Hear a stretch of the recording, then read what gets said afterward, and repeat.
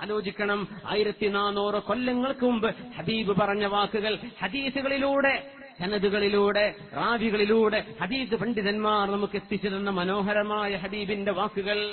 എന്തോരത്ഭുതം! أن يعمر خراب الدنيا ويخرب عمرانها. يا ابن مسعود، عبد الله بن مسعود، إن من علام الساعة وأشراطها. അന്ത്യനാളിന്റെ അടയാളങ്ങളിലുണ്ട് അൻ തളുഹറൽ മആസിഫു, മ്യൂസിക് ഉപകരണങ്ങൾ വർദ്ധിക്കുന്നത്. മ്യൂസിക് ഉപകരണം, മആസിഫ് എന്ന് പറഞ്ഞാൽ അസ്ഫ് ചെയ്യുന്നത്, മ്യൂസിക്കൽ ഇൻസ്ട്രുമെന്റ്സുകൾ വർദ്ധിക്കുന്നത് അന്ത്യനാളിന്റെ അടയാളങ്ങളിലുണ്ട്. മ്യൂസിക് ലെസൺസ്, ഗിറ്റാറും പിയാനോയും ഒക്കെ വീടുകളിൽ വാങ്ങിച്ചു വെക്കുകയാണ്. എന്തിനെ? കുട്ടികൾ മ്യൂസിക് പഠിക്കട്ടെ. ഇസ്ലാമിൽ മ്യൂസിക് പാടില്ലാത്തതാണ്, ഹറാമ് തന്നെയാണ്. അത് മാപ്പിളപ്പാട്ടിൽ മിക്സ് ചെയ്തു വരുന്ന മ്യൂസിക്കാണെങ്കിലും, സ്വലാത്ത് പാട്ടുകൾ പാടി ചെയ്യുന്ന മ്യൂസിക്കാണെങ്കിലും, സിനിമാ പാട്ടാണെങ്കിലും, ഏത് പാട്ടാവട്ടെ, മ്യൂസിക് ഉപയോഗിക്കുന്നത് ഹറാമാണ്. ഇസ്ലാമിന്റെ നിയമമാണത്. നിങ്ങൾക്കത് അംഗീകരിക്കാൻ പറ്റുമോ ഇല്ലയോ എന്നതെനിക്ക് വിഷയമേ അല്ല. അള്ളാന്റെ നിയമമാണ് ഈ പറയുന്നത്. നിങ്ങൾക്ക് വേണമെങ്കിൽ എടുക്കാം, അല്ലെങ്കിൽ തള്ളിക്കളയാം. മ്യൂസിക് ഹറാമാണ്, ഒരു സംശയമില്ല. അപ്പൊ അത് ഹലാലെന്ന് വേറൊരു മൂലയിൽ പറഞ്ഞല്ലോ. അത് അല്ലാഹുവിന്റെ റസൂല് പറഞ്ഞിട്ടുണ്ട്. ഇന്ന മിൻ ഉമ്മത്തി മൻ യസ്തഹില്ലൂന الربا والحراء والحر والمعازف. 4 വിഷയങ്ങൾ ഹറാമായത് ഹലാലാണെന്ന് ഫത്വ കൊടുക്കുന്ന ആളുകൾ അന്ത്യനാളിന്റെ മുമ്പ് വരാനുണ്ടെന്ന് റസൂലുള്ളാഹി സ്വല്ലല്ലാഹു അലൈഹി വസല്ലം. ആരാണ്? എന്താണ് ഫത്വ? അർറിബ, പലിശ ഹലാലാണെന്ന് പറയുന്നവർ വരും. നമുക്ക് ബോധം വേണമെന്ന് അതുകൊണ്ട് പറഞ്ഞു. പലരും വിളിച്ചു പറയും. നമുക്ക് ബുദ്ധി ഉപയോഗിച്ച് ആലോചിച്ച് മനസ്സിലാക്കാനുള്ള കഴിവുണ്ടല്ലോ. പലിശകൾ ഹലാലാണെന്ന് പറയുന്നവർ, അല്ലെങ്കിൽ നമ്മൾ ഉപയോഗിക്കുന്ന കറൻസികളിൽ പലിശ ഇല്ല എന്ന് വരുത്തി തീർത്താൽ പിന്നെ ലോകത്ത് പലിശയുണ്ടോ? ആരാ സ്വർണവും വെള്ളിയും കൊണ്ട് ട്രാൻസാക്ഷൻ ചെയ്യുന്നത്? പലിശയുടെ ഉപയോഗം വർദ്ധിക്കുമെന്നാണ് ഹബീബിന്റെ ഹദീസിലുള്ളത്. അങ്ങനെയെങ്കിൽ നമ്മൾ ഈ കാണുന്നതൊന്നും പലിശയില്ലെങ്കിൽ പലിശ ഇവിടെ? ഈ ആയിരക്കണക്കിന് ഹബീബിന്റെ ആ പ്രവചനങ്ങൾ സത്യമായി പുലരുമ്പോൾ പലിശകൾ വർദ്ധിക്കുമെന്ന് പറഞ്ഞത് പിന്നെ എവിടെ കാണാൻ പറ്റും? ഇതിലൊന്നും പലിശയില്ലെങ്കിൽ. പലിശകൾ ഹലാലാണെന്ന് പറയുന്നവരും, വ്യഭിചാരം ഹലാലാണെന്ന് പറയുന്നവർ വരും. ആണുങ്ങൾക്ക് സിൽക്ക് വസ്ത്രങ്ങൾ ധരിക്കൽ ഹലാലാണെന്ന് ഫത്വ കൊടുക്കുന്നവർ വരും.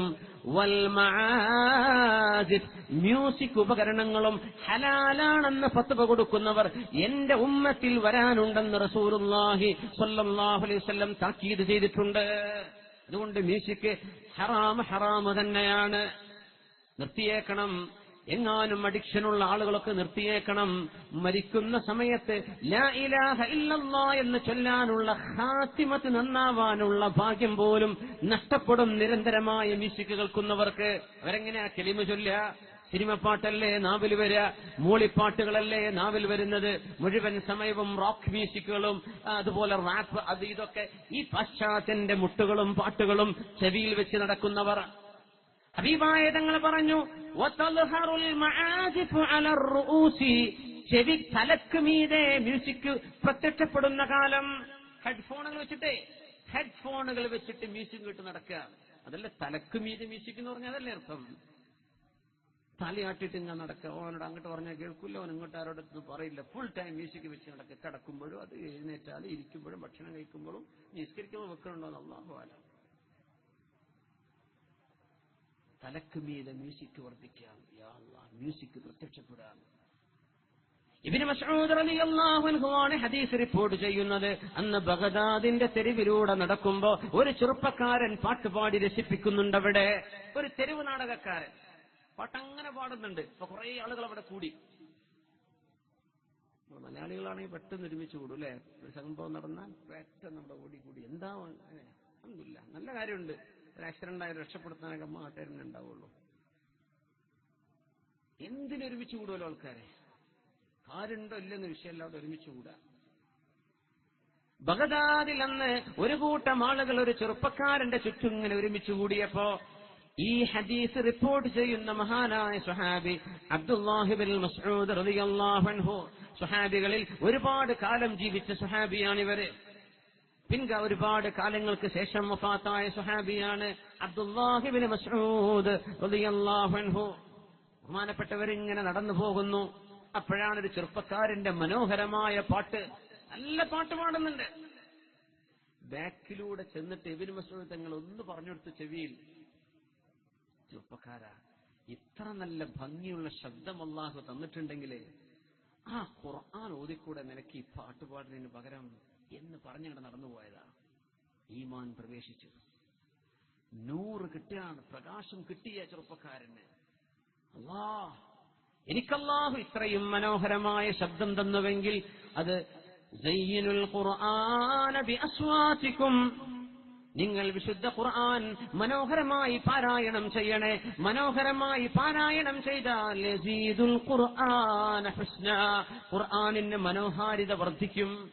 വിധങ്ങൾ പറയുമായിരുന്നു സ്വല്ലല്ലാഹു അലൈഹി വസല്ലം, ഖുർആൻ ഓതേണ്ടത് അങ്ങനെയാണ്, മനോഹരമായിട്ട് ഓതണമെന്നാണ്. അല്ലാഹു നമുക്കൊക്കെ തൗഫീഖ് ചെയ്യട്ടെ.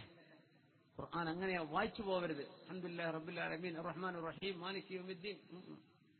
ബിസ്മില്ലാഹിർ റഹ്മാനിർ റഹീം അൽഹംദുലില്ലാഹി റബ്ബിൽ ആലമീൻ അർറഹ്മാനിർ റഹീം മാലികി യൗമിദ്ദീൻ إياك نعبد وإياك نستعين اهدنا الصراط المستقيم صراط الذين أنعمت عليهم غير المغضوب عليهم ولا الضالين.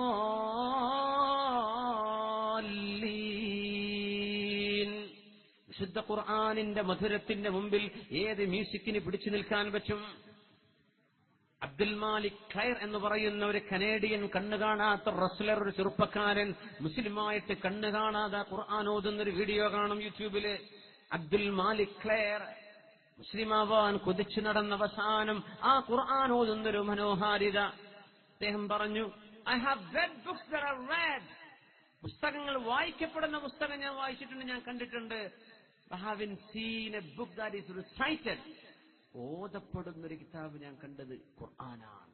ബൈബിൾ വായിക്കപ്പെടുള്ളൂ, ഹിന്ദു വേദഗ്രന്ഥങ്ങൾ വായിക്കപ്പെടുന്നവയാണ്, ശ്ലോകങ്ങൾ ചൊല്ലിയേക്കാം.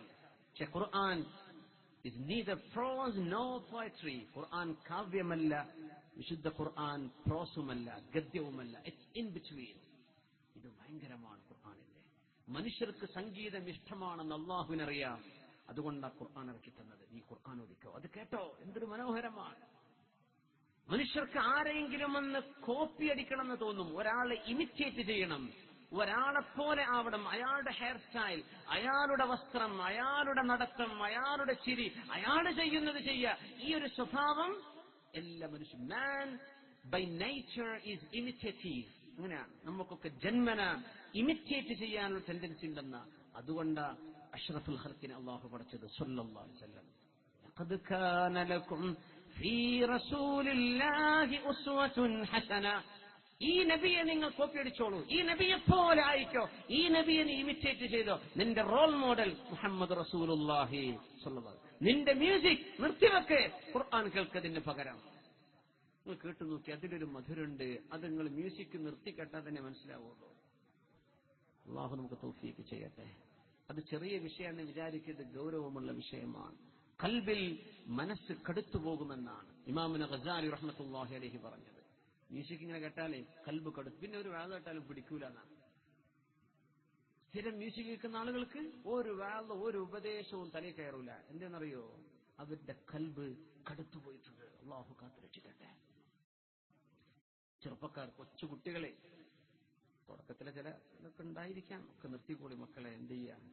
ഖുർആൻ കേട്ടു തുടങ്ങി. അത് കേട്ടാ ഞങ്ങൾ നിർത്തൂല. നല്ല നല്ല ഷുറൈമിന്റെ, ഷെയ്ഖ് അബ്ദുൽ ബാസിത്തിന്റെ, ഷെയ്ഖ് മിഷാരി റാഷിദ് അൽ അഫാസിയുടെ, ഷെയ്ഖ് ബുഖാത്തിറിന്റെ, ഷെയ്ഖ് സുദൈസിയുടെ, അഹമ്മദ് മാഹിർ മുഅഖിലിയുടെ എന്തെല്ലാം മനോഹരമായ ഖിറാത്തുകൾ കാണാൻ പറ്റും. ഇതൊക്കെ ഡൗൺലോഡ് ചെയ്യാൻ എത്ര ഖുർആൻ ആപ്പുകളുണ്ട്. നല്ല നല്ല 50,000 60,000 ഒക്കെ വിലയുള്ള മൊബൈലാണ് കുട്ടികളുടെ കയ്യിലൊക്കെ ഉള്ളത്. നല്ല ഖുർആൻ ഡൗൺലോഡ് ചെയ്യും, എന്നിട്ട് കേട്ടോ.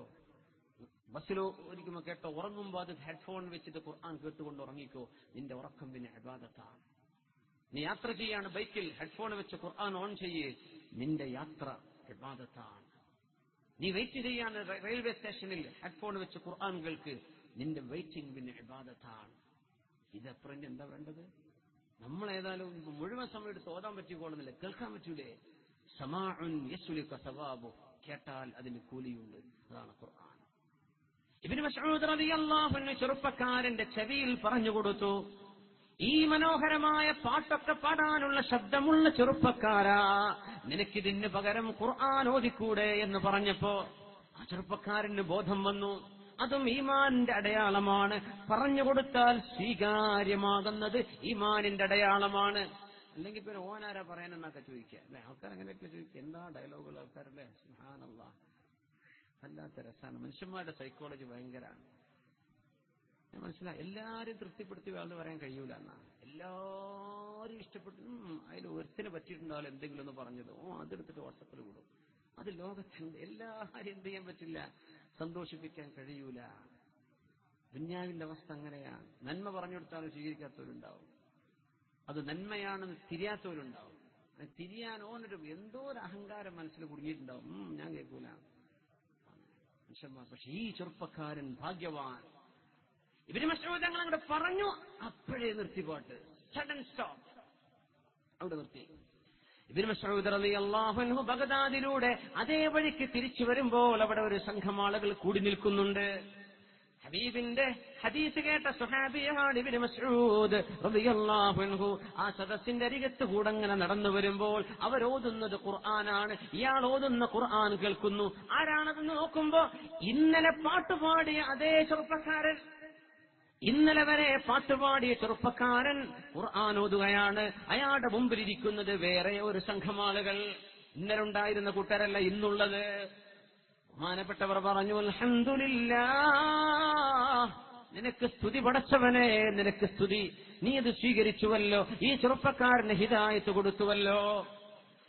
ഇന്ന മിൻ ഇബ്നു മസ്ഊദ്, ഇബ്നു മസ്ഊദ്, ഇന്ന മിൻ അലാമിസ് സഅതി വഅശ്റാതിഹാ, അന്ത്യനാളിന്റെ അടയാളങ്ങളിലുണ്ട് അൻ തൽഹറൽ മആജിഫു, മ്യൂസിക് ഉപകരണങ്ങൾ വർദ്ധിക്കുന്നത്. നമ്മുടെ മൊബൈൽ ഫോണുകളിൽ മ്യൂസിക് മിക്സറുകൾ വരുന്നത്, മ്യൂസിക്കിന്റെ ഉപയോഗം വരുന്നത്. നിസ്സാരം നമ്മുടെ റിംഗ് ടോൺ വരെ മ്യൂസിക് അല്ലേ? നമ്മൾ ഉറക്കത്തിന് എഴുന്നേൽക്കുന്നത് എങ്ങനെയാ? നല്ല പാട്ടിട്ടിട്ട് അല്ലേ? ഉറക്കത്തിന് എഴുന്നേൽക്കുന്നത് മ്യൂസിക് കേട്ടിട്ട്. ഇനിയിപ്പോ എവിടെ മ്യൂസിക് ഇല്ലാത്തത്? നമ്മുടെ മൊബൈൽ ഫോണുകളിൽ വരെ അതെത്തിയില്ലേ? അതിപ്പോ നമ്മളെ കയ്യിൽ മുഴുവൻ സമയം കിടക്കില്ലേ? പിന്നെ ഒരു റിംഗ് ടോണൊക്കെ സിനിമാ പാട്ട് വെച്ചവരൊക്കെ ഉണ്ട്. അതൊക്കെ നിർത്തണേ. അത് ആരാണെന്ന് ഞാൻ പറയണില്ല. ഒരാളെ വിളിച്ചാൽ സിനിമാ പാട്ട് കേൾക്കുന്നുണ്ട്, ആ പാട്ടുകളൊക്കെ നിർത്തണം ആരായാലും. നല്ല നല്ല റിംഗ് ടോണുകൾ, കോളർ ടോണുകളിലെ നല്ല ദുആവും നല്ല നല്ല കാര്യങ്ങൾ. ഇനി ഒന്നുമില്ലെങ്കിൽ ഒന്നും വെക്കണ്ട, ബീപ് സൗണ്ട് മതി.